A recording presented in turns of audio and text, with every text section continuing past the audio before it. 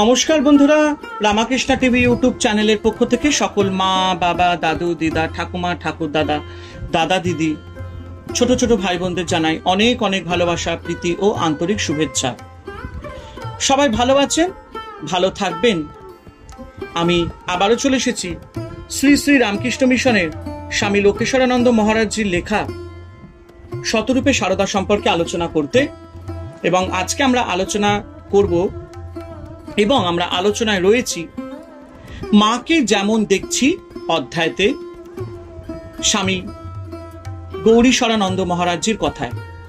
আজকে আমরা তৃতীয় ভাগ সম্পর্কে আলোচনা করব এবং একটি কথা বলবো, যারা যারা আমার এই শতরূপে সারদা সম্পর্কিত আলোচনার ভিডিওগুলি মিস করেছেন তাদেরকে অবশ্যই বলবো আপনারা আমার রামাকৃষ্ণা টিভি ইউটিউব চ্যানেলের প্লে লিস্টে যাবেন এবং সেখানে শতরূপে সারদা প্লে লিস্টে গিয়ে মায়ের আলোচনার ভিডিওগুলি আপনারা দেখে নিতে পারবেন। তো চলুন আজকের তৃতীয় ভাগ আমরা আলোচনা শুরু করি। একদিন একটা কাগজি লেবুর কলম নিজে তৈরি করে নিয়ে যাই, তাতে 7-8টা ফল ছিল। মা দেখে খুব খুশি হলেন আর সকলকে বলতে লাগলেন, দেখেছ ছেলের কি বুদ্ধি, এমন কলম করে এনেছে যে এখনোই তাতে ফল ধরতে আরম্ভ করেছে। একদিন ফল সমেত একটা বড় আমলকি ডাল ভেঙে মাকে দিয়েছিলাম। মা তাতে অসন্তুষ্ট হন ও ফলবান গাছের ফল সমেত ডাল ভাঙতে নিষেধ করেন, বিশেষত আমলকি গাছে। এই আমলকি গাছটি আমোদরের তীরে ছিল। এই আমলকি গাছের তলায় পূজনীয় শরৎ মহারাজ, যোগীন মা, গোলাপ মা ধ্যান করতেন। পূজনীয় শরৎ মহারাজ গীতা পাঠও করতেন। মা আরো বললেন, আমলকি গাছের তলায় 33 কোটি দেবতার বাস। এর তলায় বসে ধ্যান জপ করলে বেশি ফল হয়। পরে ওই ডাল থেকে পাতাগুলি পুজোর জন্য রাখতে বললেন। বেলপাতার মতো ওই পাতাও পুজোর জন্য ব্যবহার হয়। আরেকদিন পুণ্যিপুকুরের উত্তর পাড়ের বাগানে জ্ঞান মহারাজ ও আমি কতগুলি কলা গাছ লাগাচ্ছিলাম। সকাল থেকেই আজ আরম্ভ করি। অনেক বেলা হওয়ায় মা জল খাবার জন্য পুকুরের ঘাটে দাঁড়িয়ে আমাদের দুজনকে ডাকতে লাগলেন। আমরা যাচ্ছি বললাম। কিছুক্ষণ পরে মা আবার ব্যাকুল হয়ে ডাকতে লাগলেন, বললেন, খেয়ে গিয়ে কাজটুকু শেষ করো। আমি ব্যস্ত হয়ে পড়লাম, কিন্তু জ্ঞানদা আসতে দিলেন না।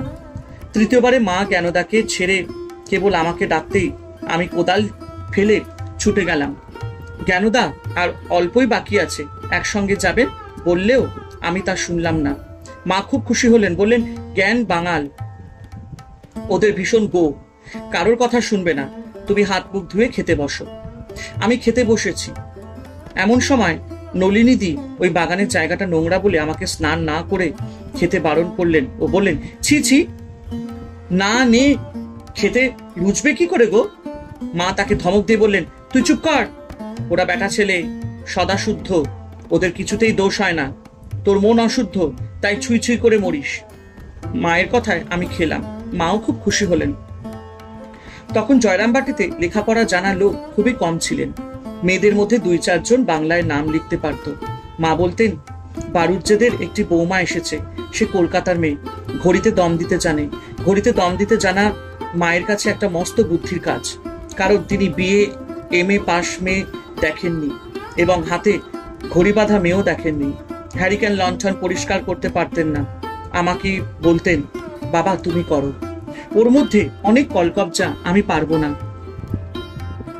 এদিকে মা তো বর্ণ পরিচয় প্রথম ভাগটি শেষ করে দ্বিতীয় ভাগে প্রথম লাইনের ঐক্য, মানিক্য, কুবাক্য পর্যন্ত শিখতেই ভাগ্নের হৃদয় হাত থেকে বই ছিনিয়ে নিয়ে বলেছিলেন, মেয়েদের বেশি লেখাপড়া শেখা ভালো নয়, তাহলে চরিত্র ভালো থাকবে না। চুপি চুপি বেটা ছেলেদের সঙ্গে চিঠি লেখালেখি করবে ও নাটক নোভেল পড়বে। কিন্তু আশ্চর্যের বিষয়, আক্ষরিক বিদ্যা না থাকলেও মায়ের আধ্যাত্মিক বিষয় পূর্ণ জ্ঞান ছিল। আমি তখন ছেলে মানুষ। ভক্তেরা এবং সাধু ব্রহ্মচারীরা মাকে নানা প্রশ্ন জিজ্ঞাসা করতেন। আমার ভয় হতো, মায়ের তো কুবাক্য পর্যন্ত শিক্ষা, তিনি এসব প্রশ্নের উত্তর দিতে পারবেন কি? এরা বেলুর মঠে গিয়ে পূজনীয় স্বামী ব্রহ্মানন্দ, স্বামী শিবানন্দ, স্বামী শারদানন্দ প্রভৃতিদের কেন জিজ্ঞাসা করেন না? তারা কত শাস্ত্র পাঠ করেছেন।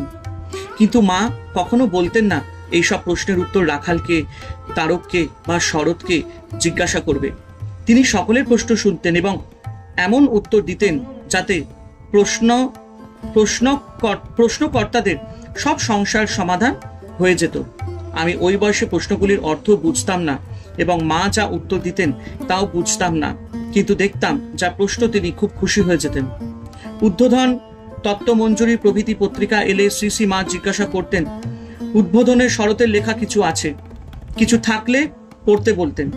একবার তত্ত্বমঞ্জুরিতে সংস্কৃতিতে একটি স্তোত্র প্রকাশিত হয়, আমি তা পড়ে শোনালে মা বলেন, বাংলা করে বল। দেশি কেন্দ্রং প্রভৃতি শব্দে মানে না জানায় এবং ওখানে অভিধান না থাকায় আমি বললাম, সব কথার মানে জানি না, স্কুলে গিয়ে পণ্ডিত মশাইয়ের কাছে বুঝে এসে আপনাকে শোনাবো। তিনি ছাড়লেন না, বললেন, তুমি যেটুকু পারো তাই বলো। খুঁটিনাটি বিষয়েও শ্রী শ্রী মায়ের বেশি নজর ছিল।